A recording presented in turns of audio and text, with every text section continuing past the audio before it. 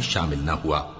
اللہ نے فرمایا جب میں نے تجھ کو بھی حکم دیا تھا تو کس چیز نے تجھے سجدہ کرنے سے باز رکھا؟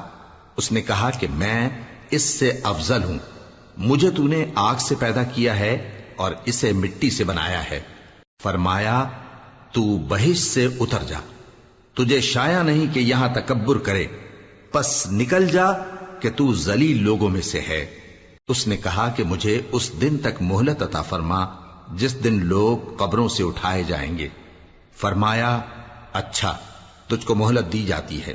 بولا کہ مجھے تو نے گمراہ کیا ہی ہے، میں بھی تیرے سیدھے رستے پر ان کو گمراہ کرنے کے لیے بیٹھوں گا، پھر ان کے آگے سے اور پیچھے سے اور دائیں سے اور بائیں سے، غرض ہر طرف سے آؤں گا، اور تو ان میں اکثر کو شکر گزار نہیں پائے گا۔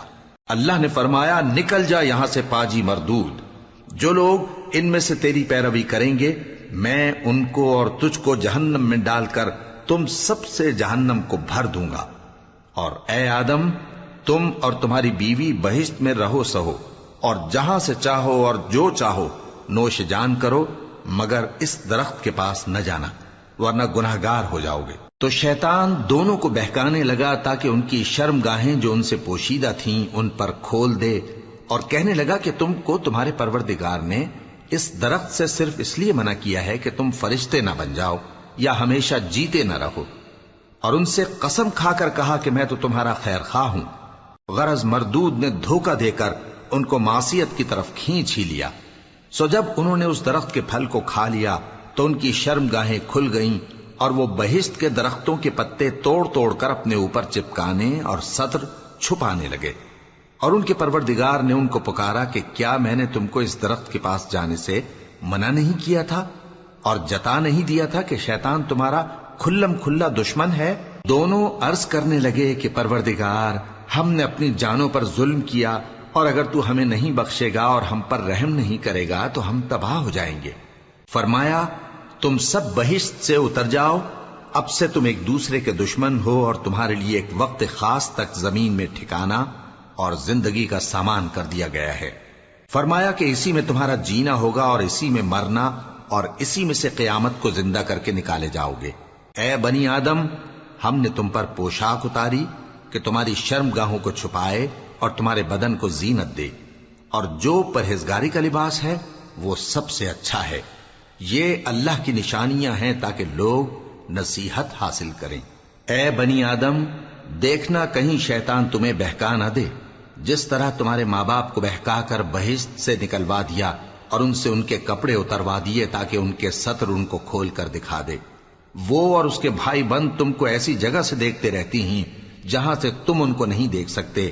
ہم نے شیطانوں کو انہی لوگوں کا رفیق بنایا ہے جو ایمان نہیں رکھتے۔ اور یہ لوگ جب کوئی بے حیائی کا کام کرتے ہیں تو کہتے ہیں کہ ہم نے اپنے بزرگوں کو اسی طرح کرتے دیکھا ہے، اور اللہ نے بھی ہم کو یہی حکم دیا ہے۔ کہہ دو کہ اللہ بے حیائی کے کام کرنے کا تو حکم نہیں دیتا۔ کیا تم اللہ کی نسبت ایسی بات کہتے ہو جس کا تمہیں علم نہیں؟ کہہ دو کہ میرے پروردگار نے تو انصاف کرنے کا حکم دیا ہے، اور یہ کہ ہر نماز کے وقت سیدھا قبلے کی طرف رخ کیا کرو اور صرف اسی کی عبادت کرو اور اسی کو پکارو۔ اس نے جس طرح تم کو ابتدا میں پیدا کیا تھا اسی طرح تم پھر پیدا ہوگے۔ ایک فریق کو تو اس نے ہدایت دی اور ایک فریق پر گمراہی ثابت ہو چکی۔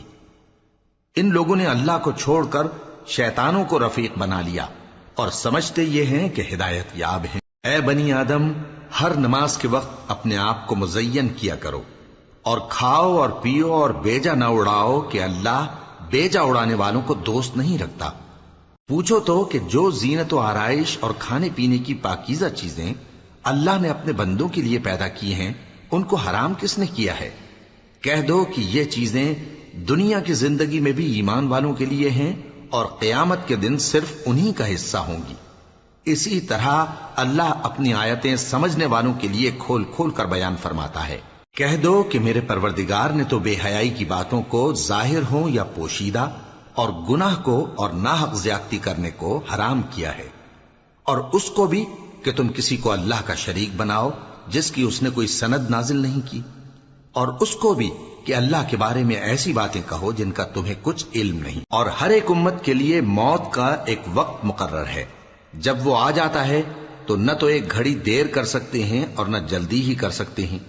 اے بنی آدم، ہم تم کو یہ نصیحت ہمیشہ کرتے رہے ہیں کہ جب ہمارے پیغمبر تمہارے پاس آیا کریں اور ہماری آیتیں تم کو سنایا کریں تو ان پر ایمان لایا کرو، کہ اب جو شخص ان پر ایمان لا کر اللہ سے ڈرتا رہے گا اور اپنی حالت درست رکھے گا تو ایسے لوگوں کو نہ کچھ خوف ہوگا اور نہ وہ غمناک ہوں گے، اور جنہوں نے ہماری آیتوں کو جھٹلایا اور ان سے سرتابی کی وہی دوزخی ہیں کہ ہمیشہ اس میں جلتے رہیں گے۔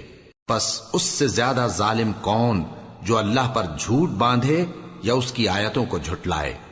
ان کو ان کے نصیب کا لکھا ملتا ہی رہے گا، یہاں تک کہ جب ان کے پاس ہمارے بھیجے ہوئے فرشتے جان نکالنے آئیں گے تو کہیں گے کہ جن کو تم اللہ کے سوا پکارا کرتے تھے وہ اب کہاں ہیں؟ وہ کہیں گے کہ وہ ہم سے گم ہو گئے، اور اقرار کریں گے کہ بے شک وہ کافر تھے۔ تو اللہ فرمائے گا کہ جنوں اور انسانوں کی جو جماعتیں تم سے پہلے ہو گزری ہیں انہی کے ساتھ تم بھی داخل جہنم ہو جاؤ۔ جب ایک جماعت وہاں جا داخل ہوگی تو اپنے جیسی دوسری جماعت پر لعنت کرے گی، یہاں تک کہ جب سب اس میں داخل ہو جائیں گے تو پچھلی جماعت پہلی کی نسبت کہے گی کہ اے پروردگار، انہی لوگوں نے ہم کو گمراہ کیا تھا، تو ان کو آتش جہنم کا دگنا عذاب دے۔ اللہ فرمائے گا کہ تم سب کو دگنا عذاب دیا جائے گا مگر تم نہیں جانتے۔ اور پہلی جماعت پچھلی سے کہے گی کہ تم کو ہم پر کچھ بھی فضیلت نہ ہوئی، تو جو عمل تم کیا کرتے تھے اس کے بدلے میں عذاب کے مزے چکھو۔ جن لوگوں نے ہماری آیتوں کو جھٹلایا اور ان سے سرتابی کی، ان کے لیے نہ آسمان کے دروازے کھولے جائیں گے اور نہ وہ بہشت میں داخل ہوں گے، یہاں تک کہ اونٹ سوئی کے ناکے میں سے نکل جائے۔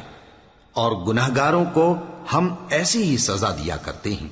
ایسے لوگوں کے لیے نیچے بچھونا بھی آتش جہنم کا ہوگا اور اوپر سے اوڑھنا بھی اسی کا، اور ظالموں کو ہم ایسی ہی سزا دیا کرتے ہیں۔ اور جو لوگ ایمان لائے اور عمل نیک کرتے رہے اور ہم کسی شخص کو اس کی طاقت سے زیادہ تو ذمہ دار بناتے ہی نہیں، ایسے ہی لوگ اہل بہشت ہیں کہ اس میں ہمیشہ رہیں گے۔ اور جو کینے ان کے سینوں میں ہوں گے ہم سب نکال ڈالیں گے، ان کے محلوں کے نیچے نہریں بہ رہی ہوں گی، اور کہیں گے کہ اللہ کا شکر ہے جس نے ہم کو یہاں کا رستہ دکھایا، اور اگر اللہ ہم کو رستہ نہ دکھاتا تو ہم رستہ نہ پا سکتے۔ بے شک ہمارے پروردگار کے رسول حق بات لے کر آئے تھے، اور اس روز منادی کر دی جائے گی کہ تم ان اعمال کے صلے میں جو دنیا میں کرتے تھے اس بہشت کے مالک بنا دیے گئے ہو۔ اور اہل بہشت دوزخیوں سے پکار کر کہیں گے کہ جو وعدہ ہمارے پروردگار نے ہم سے کیا تھا ہم نے تو اسے سچا پا لیا، بھلا جو وعدہ تمہارے پروردگار نے تم سے کیا تھا تم نے بھی اسے سچا پایا؟ وہ کہیں گے ہاں۔ تو اس وقت ان میں ایک پکارنے والا پکار دے گا کہ بے انصافوں پر اللہ کی لعنت، جو اللہ کی راہ سے روکتے اور اس میں کجی ڈھونڈتے اور آخرت سے انکار کرتے تھے۔ ان دونوں یعنی بہشت اور دوزخ کے درمیان آراف نام کی ایک دیوار ہوگی، اور آراف پر کچھ آدمی ہوں گے جو سب کو ان کی صورتوں سے پہچان لیں گے، اور وہ اہل بہشت کو پکار کر کہیں گے کہ تم پر سلامتی ہو۔ یہ لوگ ابھی بہشت میں داخل تو نہیں ہوئے ہوں گے مگر امید رکھتے ہوں گے، اور جب ان کی نگاہیں پلٹ کر اہل دوزخ کی طرف جائیں گی تو عرض کریں گے کہ اے ہمارے پروردگار، ہم کو ظالم لوگوں کے ساتھ شامل نہ کیجو۔ اور اہل آراف کافر لوگوں کو جنہیں ان کی صورتوں سے شناخت کرتے ہوں گے پکاریں گے اور کہیں گے کہ آج نہ تو تمہاری جماعت ہی تمہارے کچھ کام آئی اور نہ تمہارا تکبر ہی سود مند ہوا۔ پھر مومنوں کی طرف اشارہ کر کے کہیں گے کیا یہ وہی لوگ ہیں جن کے بارے میں تم قسمیں کھایا کرتے تھے کہ اللہ اپنی رحمت سے ان کی دستگیری نہ کرے گا؟ تو مومنو، تم بہشت میں داخل ہو جاؤ، تمہیں کچھ خوف نہیں اور نہ تم کو کچھ رنج و غم ہوگا۔ اور دوزخی بہشتیوں سے گڑ گڑا کر کہیں گے کہ کسی قدر ہم پر پانی بہاؤ، یا جو رزق اللہ نے تمہیں عنایت فرمایا ہے اس میں سے کچھ ہمیں بھی دو۔ وہ جواب دیں گے کہ اللہ نے یہ دونوں نعمتیں کافروں پر حرام کر دی ہیں، جنہوں نے اپنے دین کو تماشا اور کھیل بنا رکھا تھا اور دنیا کی زندگی نے ان کو دھوکے میں ڈال رکھا تھا۔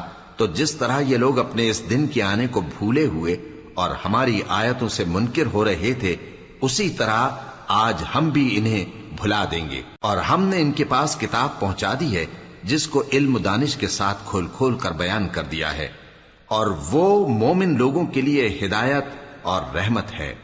کیا یہ لوگ اس کے مضمون ظاہر ہونے کے منتظر ہیں؟ جس دن اس کا مضمون ظاہر ہو جائے گا تو جو لوگ اس کو پہلے سے بھولے ہوئے ہوں گے وہ بول اٹھیں گے کہ بے شک ہمارے پروردگار کے رسول حق لے کر آئے تھے، بھلا آج ہمارے کوئی سفارشی ہیں کہ ہماری سفارش کریں، یا ہم دنیا میں پھر لوٹا دیے جائیں کہ جو عمل بد ہم پہلے کرتے تھے وہ نہ کریں بلکہ ان کے سوا دوسرے عمل کریں۔ بے شک ان لوگوں نے اپنا نقصان کیا، اور جو کچھ یہ افترا کیا کرتے تھے ان سے سب جاتا رہا۔ کچھ شک نہیں کہ تمہارا پروردگار اللہ ہی ہے جس نے آسمانوں اور زمین کو 6 دن میں پیدا کیا، پھر عرش پر جلوہ افروز ہوا۔